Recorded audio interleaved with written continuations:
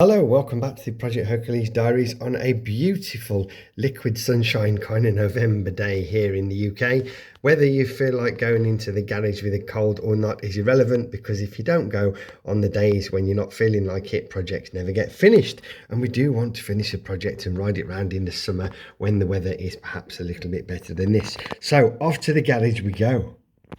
Whoosh, teleport. Oh, you can hear the rain on the car tyres as they go past. So what's happened since last time? Well, a fair bit thinking. I finished this box here. I'm going to stick with it. I think underneath the tank, painting it a different colour, it will disappear quite nicely.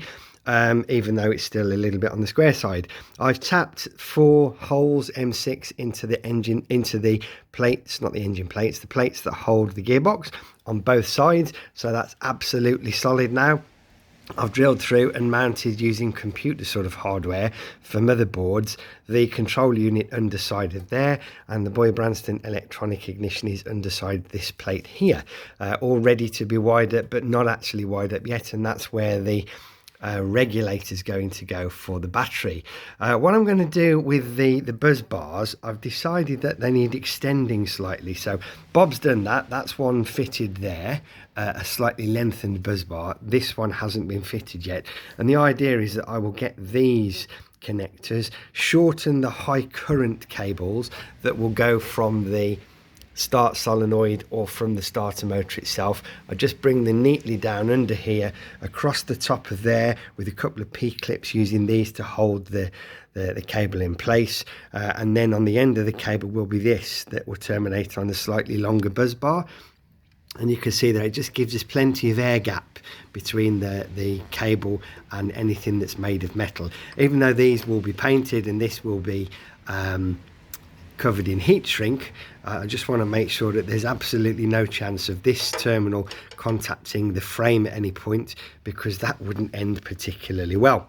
There's plenty of clearance for the chains as well, and obviously there'll be some kind of chain guard.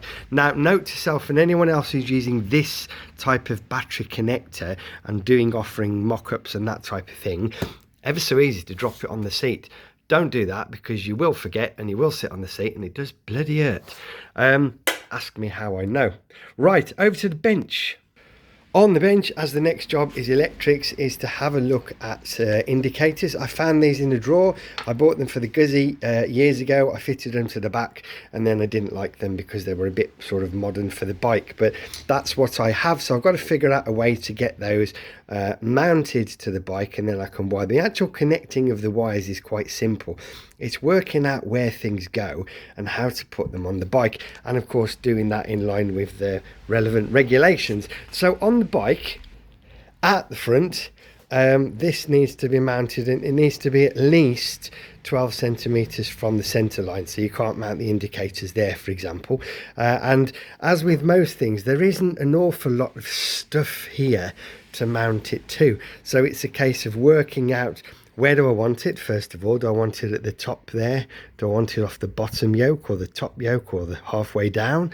Do I want it further up on the handlebars or on the end of the bars? I think there's a few options, as long as it is not higher than the headlight, then we should be okay, and obviously not lower than too stupidly low to the floor.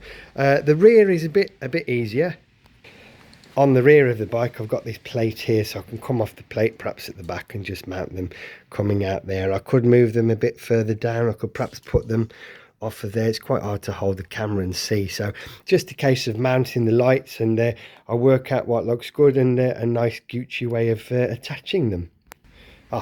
There's that extended bus bar. So there's the original bus bar, and there's the extended bus bar. We're just taking a little bit of material out of the center so it clears the battery cases. It's left deliberately over length. There'll be another hole in the top for that high current battery cable. So that's a job I can do this afternoon, and also mark the cable so I can cut them to length and put the right ends on. But more pressing, I've lost my cup of tea. I've put my cup of tea down somewhere and I can't find it. That is really annoying. It's not there.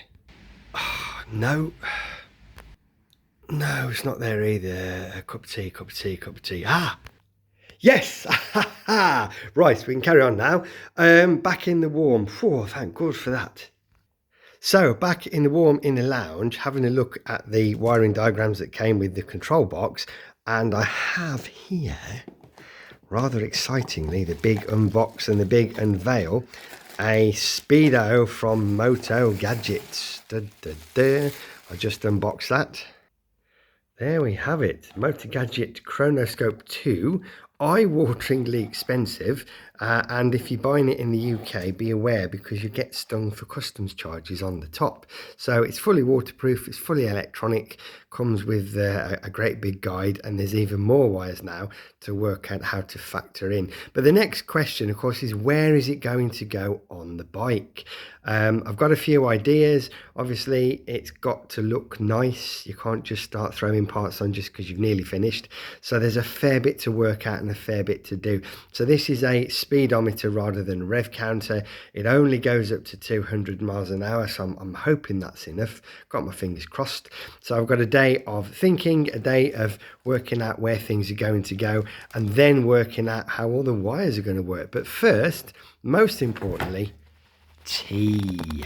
Right, that's it for now. As usual, thank you for watching. More updates will follow.